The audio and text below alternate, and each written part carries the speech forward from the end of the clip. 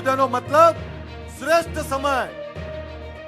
અભ્યુદય એનો કે હા હવે વ્યસનની સામે જાગ્યા છે. અને એક બેન તરીકે દીકરી તરીકે સન્માન કરે આ પહેચાન ક્ષત્રિય ઠાકોર સેનાએ સમગ્ર ગુજરાતની અંદર આપી છે.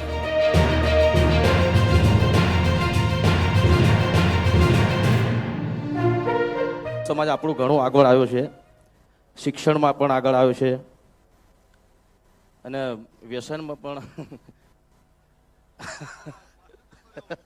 એનો પાછું જવાની જરૂર છે, પણ એ બી આગળ આવે છે. બોલો.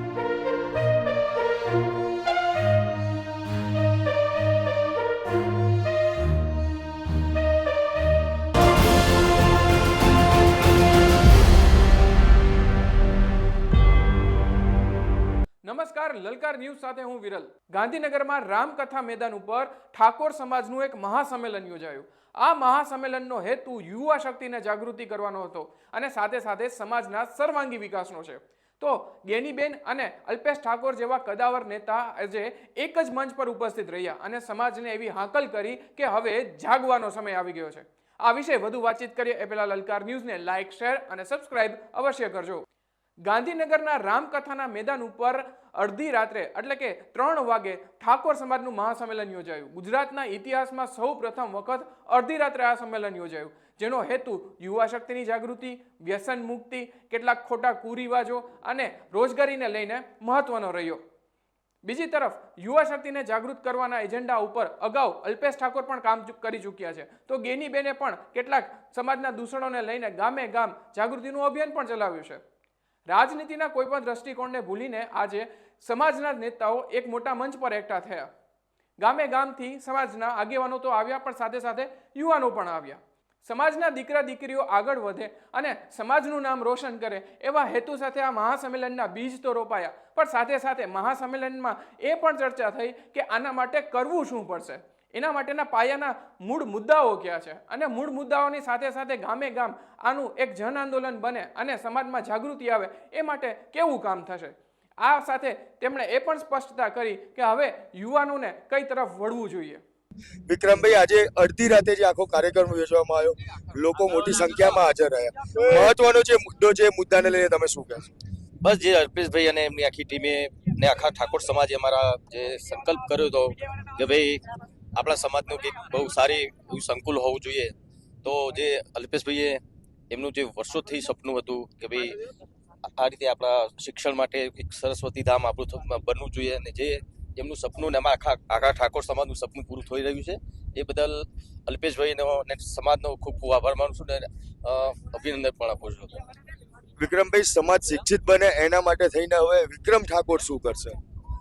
એના માટે મેં પણ જ્ઞાનકૃપા એક મારી ટ્રસ્ટ મેં ચાલુ કરવાનો છું, જેમાં મોટાભાગે સમાજના આ શિક્ષણની વાત જ છે. એમાં જગદીશ ઠાકોરે હમણાં સ્ટેજ ઉપરથી એક ટકોર કરી હતી કે વિક્રમભાઈ તમે જે ક્લાસ છે તે ચાલુ કરો, તો એ બાબતે હવે વિક્રમ ઠાકોરનો શું વિચાર? અરે એટલા માટે આ ટ્રસ્ટ ચાલુ કર્યું છે, બરાબર, તો એના માટે જ ઘણું બધું અમે વિચાર્યું છે. સંગીત લાઈનમાં અમારા સમાજમાં ઘણા બધા સિંગરો સારા છે, પણ જે આગળ આવી નથી શકતા, સારી એક્ટિંગ કરે એવા પણ ઘણા બધા છે, એ પણ આગળ એના લીધે નથી આવી શકતા, તો એના માટે પણ અમે લોકો કરવાના છે. કોઈ પરિવાર એવો હશે કે કોઈ દીકરી કે કોઈ દીકરો એવો હશે કે જેના પરિવારમાં મા બાપ નથી પણ એને ભણવું છે, તો એવા બાળકને વિક્રમ ઠાકોર મદદ કઈ રીતે કરશે? એના માટે મેં કીધું ને, અમે જે ટ્રસ્ટ બનાવ્યો જ્ઞાનકૃપા ટ્રસ્ટ, એના માટે જ બનાવ્યું છે કે જે લોકો નથી ભણી શકતા એવા લોકોને મફતમાં અમે લોકો ભણાવીશું. એક છેલ્લો સવાલ, આજનું યુવાધન ડ્રગ્સના રવાડે બહુ ચડ્યું છે, એ લોકોને રોકવા માટે વિક્રમ ઠાકોર શું મેસેજ આપશે અને કઈ રીતે એને રોકશે? હું તો એટલું જ કહીશ કે દરેક મારા ચાહકો છે એમને કે ભાઈ જો આ બધા ખોટા વ્યસનના રવાડે ના ચડશો, કારણ કે એના લીધે તમે લોકો શિક્ષણમાં પણ આગળ નથી આવી શકતા અને ઘણું બધું તમારું શરીરને તમે નુકસાન કરો છો. તો આ ડ્રગ્સ ને બધું ખરેખર બધું વ્યસનો દૂર થવા જોઈએ. જિજ્ઞેશ કવિરાજનો બાળકોને શિક્ષિત કરવા માટેનો રોલ કેવી રીતનો રહેશે? હવે આપણા અલ્પેશજી આપણને બધાને કહેશે, અહીંના ક્ષત્રિય સમાજના આગેવાનો જે પ્રમાણે કહેશે એ પ્રમાણે અમે બધા હાજર રહીશું. હવે એ લોકો બધાએ આગળનું શું કાર્ય કરવા જઈ રહ્યા છે તો એ અમને જે પ્રમાણે જણાવશે એ પ્રમાણે અમે બધા કલાકારો પણ આમાં સહભાગી બનવાના છે અને 18 વલણ આમાં બધા જોડે સહભાગી બને છે. જિગ્નેશભાઈ, આજનું યુવાધન વ્યસન મુક્તિની વાત છે. અલ્પેશ ઠાકોર ઘણા સમયથી વ્યસન મુક્તિ અભિયાન છે, ઘણા વર્ષોથી ચલાવી રહ્યા છે, પરંતુ આજનું યુવાધન જે ડ્રગ્સના રવાડે વધારે ચડેલું છે. આજે ગુજરાતમાં કોઈ પણ જગ્યાએ જાઓ તો યુવાધનને ડ્રગ્સ લેતા હોય તેવા અનેક કિસ્સા સામે આવ્યા છે. એ લોકોને આનાથી દૂર રહેવા માટે અને આ યુવાધનને શું એક મેસેજ આપવા માંગશો અને એ લોકોએ કઈ રીતે આનાથી દૂર રહેવું જોઈએ? એમાં તો પોતપોતાના મનોબળ ઉપર વાત છે કે આપણને કોક સમજાવે, કોક કે આપણે બંધ કરીએ, એના કરતાં તો આપણી જાતે પોતે આપણા પરિવારનું ધ્યાન રાખીએ. આપણો પરિવાર ક્યાં જઈ રહ્યો છે, પાછળ આપણે પોતે જાતે નહીં હોય તો આપણા પરિવારનું શું થશે, એ પોતે ધ્યાન રાખે તો સારું છે. એક છેલ્લો સવાલ. હમણાં સ્ટેજ ઉપર જગદીશ ઠાકોર દ્વારા એક વાત કહેવામાં આવી કે જે એવા દીકરા દીકરી હોય કે જેના મા બાપ નથી, એવા દીકરા દીકરીને ભણાવવા માટેનો ખર્ચ છે તે ઉપાડવાની વાત છે. તમામ લોકોએ, તમામ સમાજના જે આગેવાનો અહીંયા હાજર છે, તો તમામ લોકોએ એમાં ભાગ ભજવવાની ખૂબ જરૂરી છે. જિગ્નેશ કવિરાજ કઈ રીતે આની અંદર કે આવા દીકરા દીકરીઓને શોધશે અને જિગ્નેશ કવિરાજ આવા દીકરા દીકરીઓને ભણાવીને આગળ લાવશે? મેં પહેલા શરૂઆતમાં જ કીધી વાત તમને કે આ બધું આપણા અલ્પેશભાઈ અને ક્ષત્રિય સમાજના બધા આગેવાનો હતા. હું તો થોડોક લેટ આવ્યો છું, છેલ્લે કાર્યક્રમ પતવા આવ્યો હતો હું આવ્યો હતો, એટલે મને આગળની વાત કઈ ખ્યાલ નથી. પણ સમાજના દીકરા દીકરીઓ ભણતા હોય ક્ષત્રિય સમાજના, અને મેં પહેલાં કીધું કે હું કલાકાર તરીકે બારોટજી તરીકે ક્ષત્રિય સમાજનો બારોટ છું, એ પ્રમાણે હું આગળ આવ્યો છું. એટલે મને ખૂબ આનંદ હતો આ કાર્યક્રમનો, પણ પહેલા કાર્યક્રમ લીધેલો હતો. બાકી હું શરૂઆતથી જ હાજર રહ્યા, પણ અમારો ઉત્સવભાઈ અલ્પેશભાઈના દીકરા, મારો પરમ મિત્ર, મારો ભાઈ છે, એના સગો ભાઈ માનું છું, અને એને મને કીધું કે આવવાનું છે, તો હું ચાલુ કાર્યક્રમ છોડીને આવ્યો છું. એટલા માટે આવ્યો છું કે આપણા ક્ષત્રિય સમાજના દીકરા દીકરી ખૂબ ભણે, આગળ વધે અને વ્યસન મુક્ત થાય. ગાંધીનગર અભ્યુદય કાર્યક્રમમાં આજે જ્ઞાનીબેન ઠાકોર પણ હાજર રહ્યા હતા. તમામ પક્ષ આજે એક થઈને આ સ્ટેજ ઉપર જોવા મળ્યું. જ્ઞાનીબેન ઠાકોર આપણી સાથે છે, એમની જોડે વાત કરીશું. બેન, સ્ટેજ ઉપરથી તમે એક ખાસ ભાષણની અંદર એક વાત કરી હતી કે આજે ઠાકોર સમાજમાં જે અત્યાર સુધી છાપ હતી કે પટાવાળાની જે વાત હતી તેને લઈને હવે આઈએસ સુધી પહોંચવાની વાત છે. આખી વાત શું હતી અને એમાં જ્ઞાનીબેન ઠાકોર કઈ રીતે હવે લોકોને જાગૃત કરશે? મેં કીધું એમ કે વાતોને પણ વ્યવસ્થાઓ કોને કહી શકાય. આજે સરસ્વતી ધામનું ખાતમુહૂર્ત કર્યું. ટૂંક સમયમાં સદારામ ધામ બનવા માટેની જે વાત છે એની જમીન માટેની ક્યાંક વ્યવસ્થા કરવાની થાય તો એ થાય.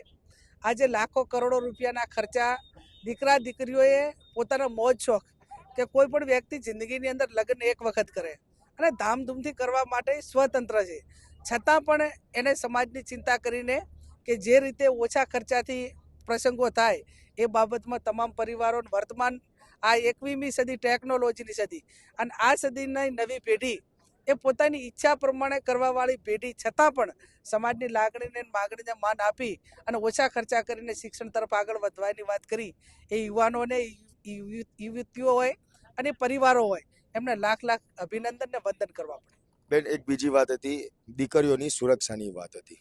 આપ પોતે બી એક મહિલા છો. દીકરીઓની સુરક્ષાની જ્યારે વાત હોય તો કઈ રીતે ખરેખર દીકરીઓ પોતાની સુરક્ષા જાતે બી કરવી જોઈએ અને સમાજના લોકોએ બી એ ધ્યાન રાખવું જોઈએ? મેં કીધું એમ કે બાળ લગ્ન અટકાવવા માટેનો કોઈ શ્રેષ્ઠ કોઈ આપણી પાસે મુદ્દો હોય કે જે વાત હોય તો દીકરીઓનું શિક્ષણ એ હોસ્ટેલ થકી થાય. અને 12મા ધોરણ સુધી કોઈ પણ દીકરીને ભણાવો અને 12મા પછી ભણ્યા પછી એના લગ્ન થાય તો ઓટોમેટિક 18 વર્ષની ઉંમર થઈ જાય. ક્યાંક કાયદો વ્યવસ્થા હોય, સોશિયલ મીડિયા હોય, જમાનાને લગીને મા બાપનો એક ચિંતાનો વિષય હોય, તો એના માટે સમાજે સૌથી પહેલાં દીકરીઓને શૈક્ષણિક સંકુલ એ રેસિડેન્ટ હાથે ના કરવા પડે અને એ પ્રમાણે આવનાર સમયની અંદર જે રીતે ઉત્તર ગુજરાતમાં બન્યા એવા તમામ તાલુકે આગળ કામ થાય એવું અમે બધા સાથે મળે કરશું. ઉત્તર ગુજરાત ઠાકોર સમાજ માટેનો ખૂબ મોટી જગ્યા કહેવાય કે ઠાકોર સમાજ ઉત્તર ગુજરાતમાં વધારે જોવા મળે છે. 27 એવા તાલુકા છે કે ત્યાંના ઠાકોર સમાજના લોકોએ ભેગા મળીને એક નવું બંધારણ, નવા નિયમો છે બનાવ્યા છે, પરંતુ સોશિયલ મીડિયાની અંદર ક્યાંક એનો વિરોધ બી કરવામાં આવે છે. ખાસ કરીને જે દીકરા દીકરીઓ ભાગીને લગ્ન કરે છે એને લઈને આજે વિરોધ જોવા મળી રહ્યો છે, તેને લઈને આપ શું કહેશો? સમાજ વ્યવસ્થા સાચવાઈ રહે એ દરેક સમાજ ઈચ્છતો હોય કે પોતાના સમાજની દીકરી પોતાના સમાજના યુવક સાથે લગ્ન કરે. એ આપણી એક પરંપરા, સંસ્કૃતિ અને સંસ્કારો છે. ક્યાંક ટેકનોલોજીના આધારે ઘટતી જતી દીકરીઓની સંખ્યા હોય, બીજા અનેક પરિબળો હોય, ત્યારે એમાં ક્યાંક ને ક્યાંક ખોટ આવી રહી છે. અને એ ખોટ ના આવે એના માટે પોતાની સમજણ હોય, પૂરી ઉંમરે લગ્ન થાય, લગ્નમાં માતા પિતાની સંમતિ લેવાય અને પરિવારને વાકેફ કરી અને લગ્ન કરે તો એનો વાંધો ના હોય. પણ માત્ર ક્રાઇમ સાથે સંકળાયેલા હોય, ધંધો રોજગાર કંઈ ના હોય, અને આવા લોકો દીકરીઓને પ્રેમમાં ફસાઈને ખોટી રીતે લગ્ન કરીને ભાગેડું લગ્ન હોય, એ હું માનું ત્યાં સુધી એ દીકરીના હિતમાં નથી, એ પરિવારના હિતમાં નથી.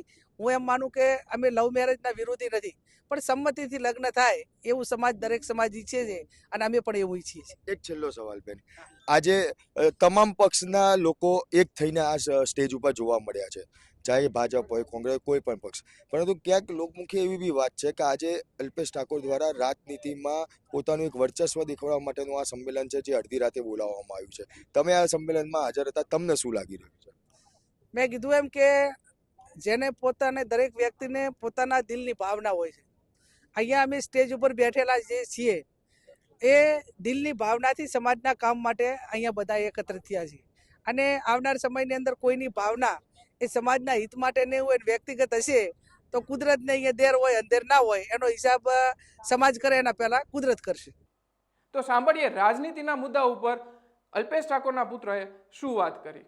જ્યારે સર્વ સમાજ એક થતો હોય અને સર્વ સમાજનો સપોર્ટ મળતો હોય ત્યારે ઠાકોર સમાજ બધાની હરોળમાં ચાલે, અને સર્વ લોકો, બધા, દરેક મંત્રી હોય, દરેક લોકો હોય, ત્યારે એક તાતણે આજે બંધાયા છે ત્યારે ખૂબ લાગણીશીલ અને ખૂબ ગૌરવતા અનુભવે છીએ કે આટલું મોટું સંખ્યામાં પબ્લિક આવી છે અને આટલી મોટી સંખ્યામાં ભૂમિપૂજન થવાનું છે, ત્યારે સર્વ ઠાકોર સમાજનો ગૌરવનો દિવસ છે આજે, અને આ અમારી પેઢીઓની પેઢીઓ યાદ રાખશે આજે કે આ દિવસને. ત્યારે સર્વ ઠાકોર સમાજ ખૂબ સંખ્યામાં ઉપસ્થિત છે, તમે જોઈ શકો છો, અને બધા ગર્વની લાગણીઓ અનુભવે છે. ચોક્કસ આ વાત બિલકુલ સાચી છે કે જો રાજનીતિ જ કરવી હોત તો કોઈ બીજી બધી પાર્ટીઓના નેતાઓ છે એ કોઈ એક મંચ પર ભેગા ન થાત. સમાજનો કાર્યક્રમ છે, સમાજ માટેનો કાર્યક્રમ છે, સમાજના ઉત્થાન માટેનો આ કાર્યક્રમ છે. મહાસંમેલન થકી યુવા શક્તિને જાગૃત કરવા માટે અડધી રાત્રે આયોજન તો થયું, પણ હવે સરસ્વતી વંદનાની સાથે સાથે હવે સરસ્વતી ધામ બનાવવાની જે આ યોજના છે એ ખરા અર્થમાં યુવા શક્તિને આગળના દિવસોમાં પ્રેરણારૂપ બની શકે એમ છે. તો યુવાનોમાં એક શિક્ષણનું બીજ મૂકીને આવનારા સમયમાં આ બીજ વટવૃક્ષ પણ બની શકે છે. તો આ સમગ્ર મહાસંમેલન વિશે આપ શું માનો છો? કમેન્ટ બોક્સમાં અવશ્ય જણાવજો. આપના પોતાના પ્લેટફોર્મ લલકારને લાઈક કરો, ફોલો કરો, સબસ્ક્રાઇબ કરો અને શેર કરો.